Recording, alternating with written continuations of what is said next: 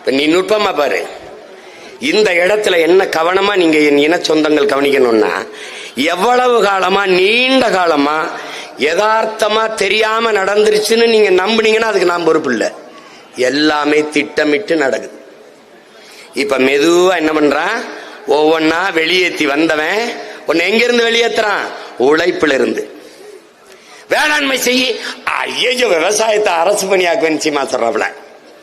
ஐயோ ஆடு மாடு மேய்க்க சொல்லுகிறாப்புல. இவன் தான் மாட்டுக்கருதிங்கிற விழா வச்சவன். இவன் தான் இவன் தான் பால் குடிச்சிட்டு படுக்க போற பரதேசி நாய் இந்த நாய் தான். முட்டை சாப்பிடுற நாய் இந்த நாய் தான். புரோட்டீன் அப்படின்னு இந்த நாய் தான். மீன்ல ரிச் புரோட்டீன் இருக்கு இந்த நாய் தான். இந்த நாய் டாக்டர் ஆயிரும். நீங்க கீரை எடுத்துக்கிறீங்க, மில்க் சாப்பிடுங்க, எக் புரோட்டீன் எடுத்துக்கிறீங்க, வெஜிடபிள்ஸ் நல்லா எடுத்துக்கிறீங்க. இதெல்லாம் நான் கேட்டேன். உங்க ஓத்தா கொண்டு தருவாங்க, உங்க ஒப்பை கொண்டு தருவாங்க. அதை எந்த ஆத்தால கொண்டு தரணும்? பைத்தியக்கார பயலா, வேளாண்மை தொழிலடா பரதேசி பரதேசி. வேளாண்மை என் பண்பாடடா, என் கலாச்சாரம், என் வாழ்வியல் முறை, என் வாழ்வியல்.